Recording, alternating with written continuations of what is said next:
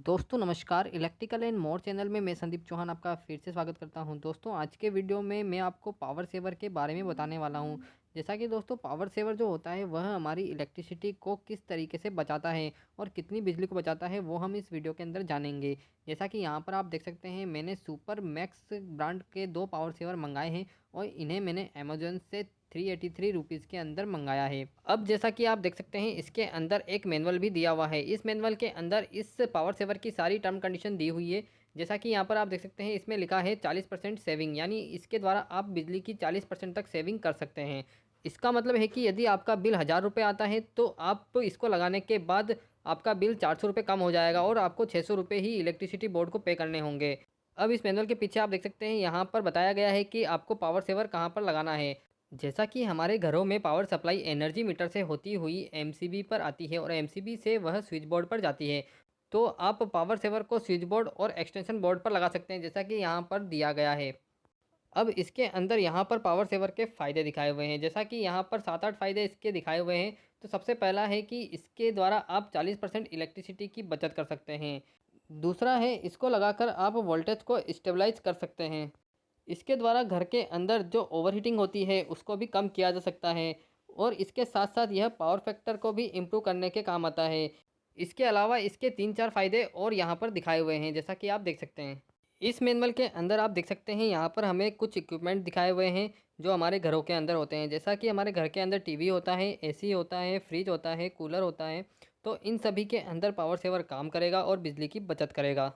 अब इस power saver का ट्रायल लेने के लिए, पावर सेवर को चेक करने के लिए हमने यहाँ पर घर के कुछ इक्विपमेंट ले लिए हैं। जैसा कि यहाँ पर आप देख सकते हैं हमने एक रूम हीटर लिया है, एक पानी को गर्म करने वाली केटल ली है, एक हेयर ड्रायर लिया है और एक प्रेस ली है। इन सभी के अंदर हम एक-एक करके पावर सेवर को लगाएँगे और देखेंगे कि कितनी बिजली की बचत होती है। तो यहाँ पर सबसे पहले हमने रूम हीटर को ले लिया है, रूम हीटर को हमने कनेक्ट कर लिया है और रूम हीटर को चेक करने के लिए हमने यहाँ पर मल्टीमीटर लिया है। इस मल्टीमीटर से हम चेक करेंगे कि हमारी कितनी बिजली की बचत होती है। मल्टीमीटर से करंट चेक करने के लिए हम इस तार को कट कर लेंगे और तार को कट करने के बाद ही हमें पता चलेगा कि हमारा इक्विपमेंट कितना करंट ले रहा है। तो मैं यहाँ से इसको कट कर लेता हूँ। यहाँ से कट करके मैंने लाल वाले तार को बाहर निकाल लिया है। अब हम सबसे पहले रूम हीटर को बिना पावर सेवर लगाए चेक कर लेंगे और चेक करने के लिए सबसे पहले हम रूम हीटर को चालू कर लेते हैं।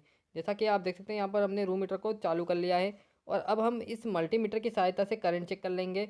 जैसा कि आप देख सकते हैं हमने इस लाल वाले तार के अंदर हमारे मल्टीमीटर को इस तरीके से लगा दिया है और यहाँ पर 4.3 4.4 एम्पियर करंट दिखा रहा है। मतलब हमारा जो रूम हीटर है वह 4.4 एम्पियर करंट ले रहा है।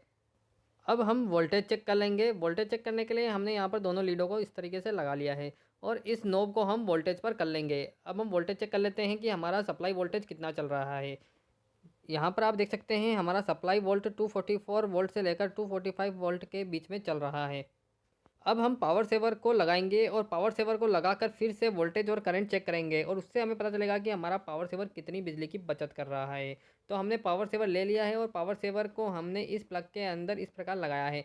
जैसा कि आप देख सकते हैं इसके अंदर तीनों लाइट जल गई है। अब हम वापस से मल्टीमीटर लेंगे और मल्टीमीटर की नोब को एम्पियर पे कर लेंगे। जैसा कि आप देख सकते हैं हमने फिर से एम्पियर पे कर लिया है और लाल वाले वायर के अंदर हमने मल्टीमीटर को लगा लिया है। यहाँ पर आप देख सकते हैं हमारा जो मल्टीमीटर है वो 4.4 एम्पियर करंट शो कर रहा है। जैसा कि आपने पहले भी देखा था यह 4.4 एम्पियर करंट दिखा रहा था और पावर सेवर लगाने के बाद भी 4.4 एम्पियर करंट दिखा रहा है। इसका मतलब है कि पावर सेवर लगाने के बाद करंट में तो कोई अंतर नहीं आता है। अब हम वोल्टेज को चेक कर लेते हैं कि कहीं हमारा वोल्टेज तो कम नहीं हुआ है। तो यहाँ पर आप देख सकते हैं हमारा जो वोल्टेज है वह 243 और 242 के बीच में चल रहा है।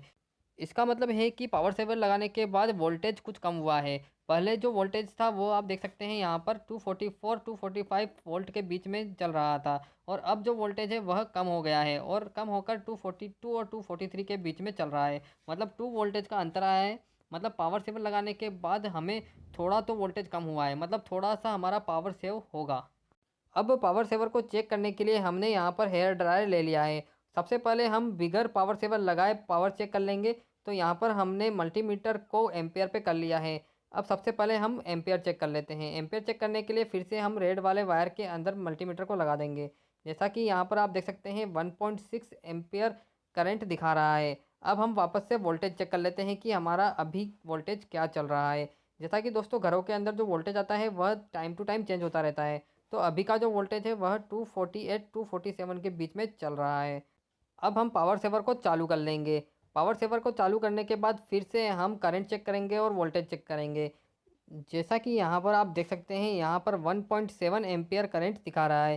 पहले जो करंट था वह 1.6 एम्पियर था और अब जो करंट है वह 1.7 एम्पियर दिखा रहा है। मतलब हमारा जो करंट है वह 0.1 एम्पियर तक बढ़ चुका है। पावर सेवर लगाने के बाद थोड़ा सा करंट बढ़ा है। अब हम वोल्टेज चेक कर लेते हैं कि वोल्टेज में कुछ कमी आई है कि नहीं आई है। जैसा कि यहाँ पर आप देख सकते हैं 249 248 वोल्टेज दिखा रहा है। मतलब हमारा वोल्टेज भी बढ़ गया है और करंट भी बढ़ गया है। मतलब यहाँ पर हमने देखा कि पावर सेवर लगाने के बाद हमारी पावर कम होने की बजाय थोड़ी सी बढ़ गई है। मतलब पावर सेवर हमारा एक्स्ट्रा बिजली कंजप्शन कर रहा है। अब यहाँ पर हम प्रेस को भी ट्राई कर लेते हैं। प्रेस लगाकर भी चेक कर लेते हैं कि पावर सेवर कितनी बिजली की बचत करता है। यहाँ पर हमने प्रेस को कनेक्ट कर लिया है और स्विच को भी ऑन कर लिया है। अब हम इसके अंदर करंट चेक कर लेंगे। यहाँ पर आप देख सकते हैं 3.2 एम्पियर करंट दिखा रहा है। मतलब हमारी प्रेस अभी 3.2 एम्पियर करंट ले रही है। अब हम वोल्टेज चेक कर लेते हैं। तो यहाँ पर आप देख सकते हैं हमारा जो रनिंग वोल्टेज है वह 252 और 253 के बीच में चल रहा है। अब हम पावर सेवर को ऑन कर लेंगे और ऑन करके फिर से हम ट्रायल ले लेते हैं। जैसा कि यहाँ पर करंट 3.2 3.3 एम्पियर दिखा रहा है।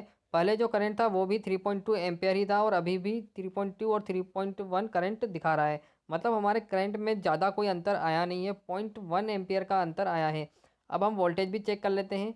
जैसा कि आप देख सकते हैं पहले जो वोल्टेज था वह 253 और 252 के बीच में चल रहा था और अभी भी उतना ही चल रहा है। मतलब हमारा जो पावर सेवर है उससे वोल्टेज भी कम नहीं हुआ है। इसका मतलब है कि हमारा पावर सेवर बिजली की बिल्कुल भी बचत नहीं कर रहा है। जैसा कि इस पावर सेवर का जो मैनुअल है उसमें बताया गया है कि 40% बिजली की बचत करता है। लेकिन यहाँ पर जो हमने चेक किया है उससे पता चलता है कि पावर सेवर बिजली की बचत बिल्कुल भी नहीं कर रहा है। यहाँ पर हमने जितना भी लोड लिया है सारा रजिस्टिव लोड लिया है। हो सकता है कि यह पावर सेवर रजिस्टिव लोड के अंदर काम ना कर रहा हो। आगे वाले वीडियो में हम इंडक्टिव लोड भी चलाकर देखेंगे और उस पर भी ट्रायल लेंगे कि पावर सेवर कितनी बिजली की बचत करता है। लेकिन इस वीडियो से यह चीज़ तो क्लियर है कि पावर सेवर रजिस्टिव लोड के ऊपर बिल्कुल भी काम नहीं करता है और बिजली की बचत नहीं करता है। तो दोस्तों इस वीडियो के माध्यम से आप समझ गए होंगे कि पावर सेवर कितनी बिजली की बचत करता है। फ्रेंड्स, ये वीडियो आपको कैसा लगा कमेंट सेक्शन में मुझे ज़रूर बताएं। दोस्तों इस वीडियो के अंदर मैंने रजिस्टिव लोड पर ही ट्रायल लिया है। अगले वीडियो के अंदर मैं इंडक्टिव लोड लेकर आऊँगा और इंडक्टिव लोड पर इस पावर सेवर के द्वारा बताऊँगा कि कितनी बिजली की बचत होती है। तो फ्रेंड्स मेरे चैनल को सब्सक्राइब कर लीजिए ताकि इसी तरह के टेक्निकल वीडियो आपको मिलते रहे। थैंक यू दोस्तों, thank you so much for watching my video. Thank you so much.